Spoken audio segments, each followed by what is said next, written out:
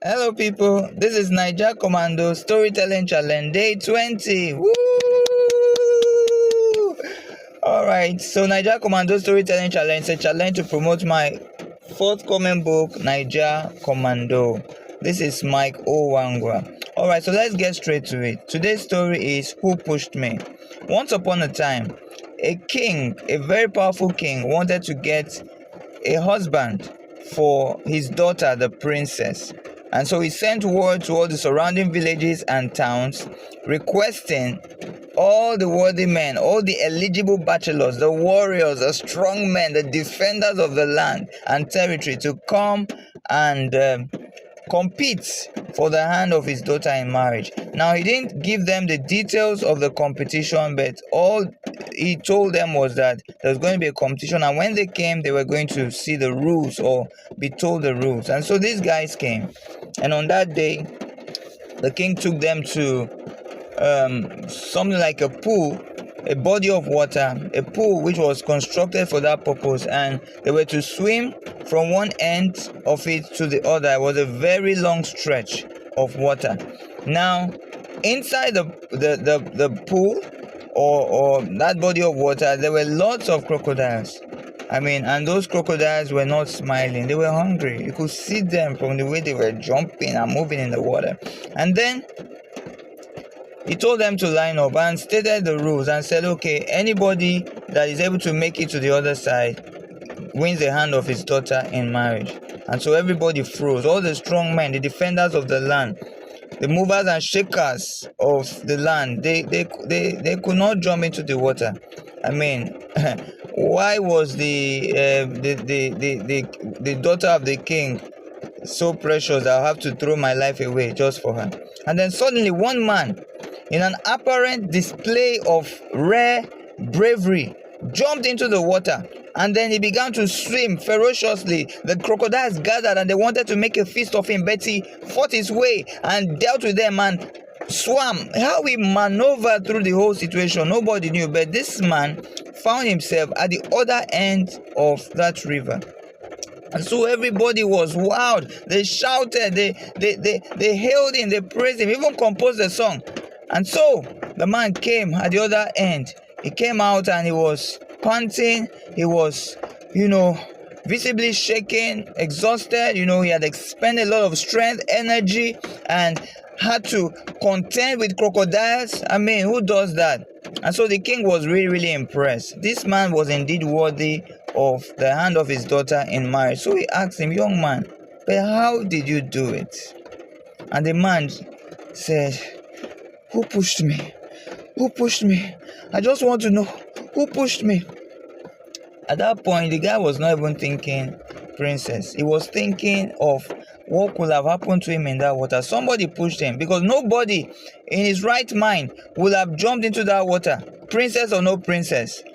So what are my lessons from this today? Sometimes in life, we might find ourselves in the situation of that young man. If we were left alone, we will not take that step. If we were left alone, we will not take any risk. If we were left alone, we will remain in our comfort zone. If we were left alone, we will remain in that relationship, even though it was abusive and even though it was drawing us back. If we were left alone, we would remain in that house, and we wouldn't be moved to go to a bigger apartment. We wouldn't be moved to go own our own house, our own building. If we were left alone, we will remain in that employment, in that environment that is toxic, and we wouldn't know that something better awaits us outside. We wouldn't know that we could own our own company. We wouldn't know that we could be in an environment where there is love and where there are shared values and where there is growth.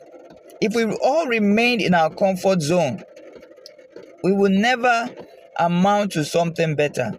But you know what?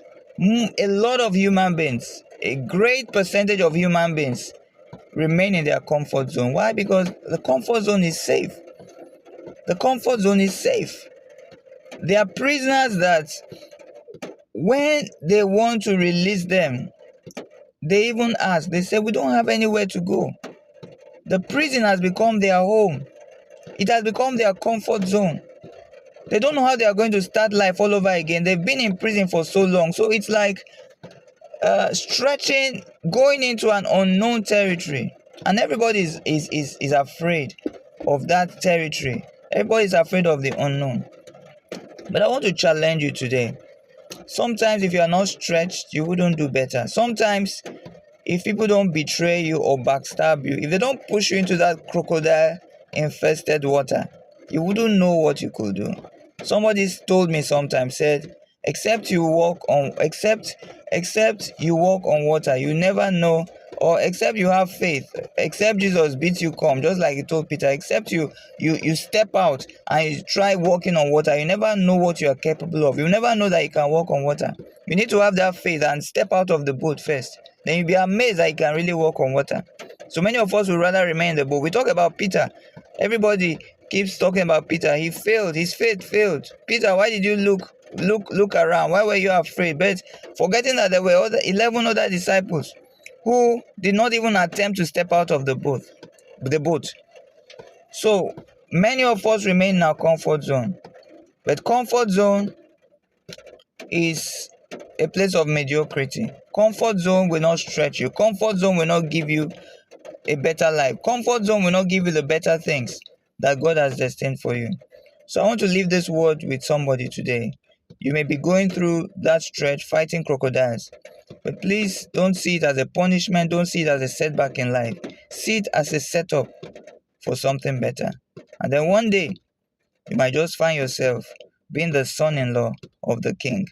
These are my lessons for today on the 20 Niger Commando Storytelling Challenge. I'd like to know what you think. Please remember to like, remember to comment, remember to share, and please subscribe to this channel if you're watching on YouTube.